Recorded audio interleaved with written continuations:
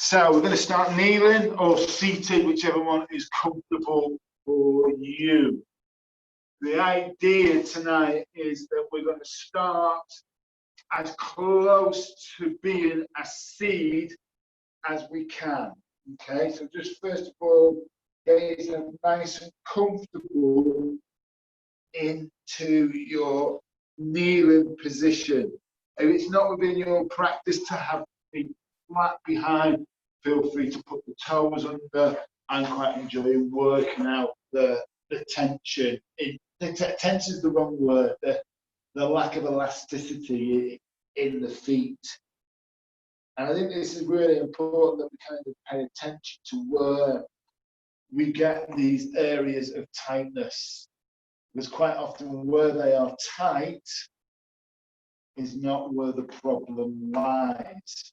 We're going to start playing around with our side kick, scorpion whip, side plank variations. And I know it sounds challenging, because it is, but we've put the work in for it and we know the postures, and there's always adaptations as well. So for instance, we'll come to hands and knees, let's engage, and let's just go now for a simple side plank. Arm comes up. If I've done that side plank, and I bring my hand back down to the floor, I can now do a side kick through. If I've done that side kick through, I can come up to this side plank here, and then lower down into a wild thing. Now I can return here and load the beast from here. You know, I'm in the crab now, so I can move back through, and then I can repeat the action on the left-hand side. Left hand goes up. As the left hand been up, the left leg's going to go through. As the left leg comes through, it's going to come up. There's a side plank variation, legs and hand up, moving through to our wild thing. And now I bring myself back into the crab. But don't get me wrong, you can go all sorts of other places from there as well. And the best thing about that little routine is the temperature it generates, how warm you actually get from the experience. Okay, so we're going to come back and we're going to start now with the hands. So we're going to move the hands on the floor like as if we're having a paw at the floor, getting this connection through the hands. Pick the knees up. So we're up and we're loaded. We're ready to go. We're going to drop back onto the heels and then push so we come up for the squat. This is called the A. And then we drop back down and we come back up to the squat. So now we can come down from there, take the arm up, thread the needle through, and then we're going to take the right leg and follow and sit down. Draw the feet in, so we come back to our A, up, drop forwards, down, right arm, left arm goes up, left arm comes underneath, place the forearm on the floor, kick through with the left leg, and we're now into seated. From seated, because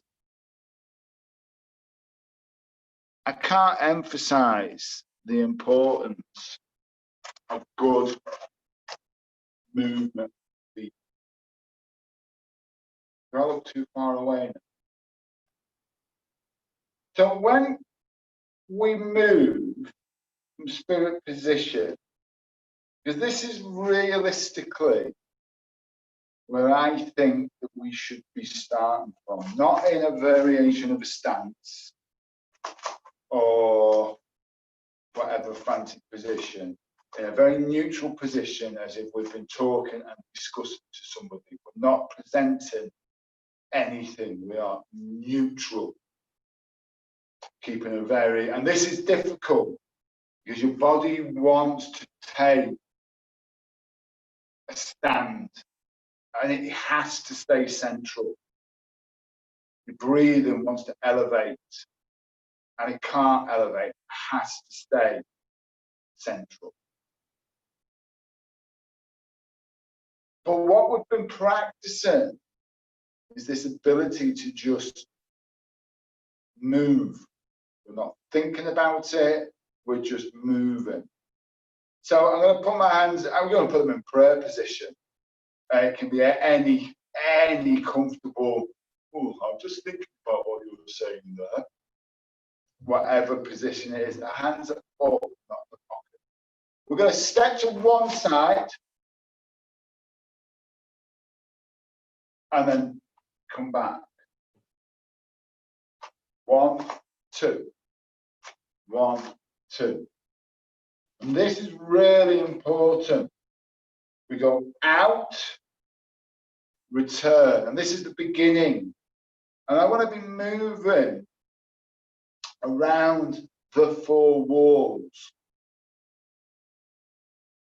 I move to the side, I come back to the middle. I come back to the middle, and move to the side. So now, my next movement, I want it to be into my opponent's space.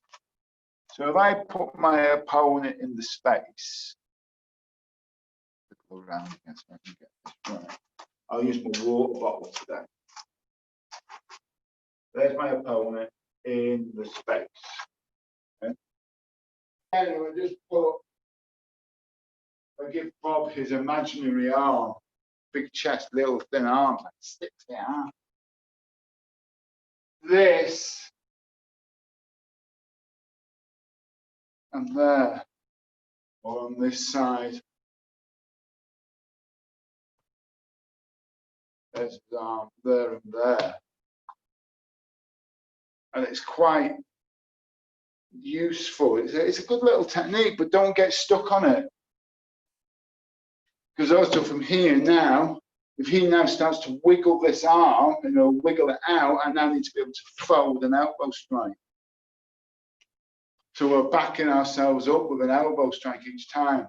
We come out of the way, we block, we step in, cut with the elbow, wrap it around to strike into the throat. He wiggles 3, cut him with the last elbow. And then we can return to it again.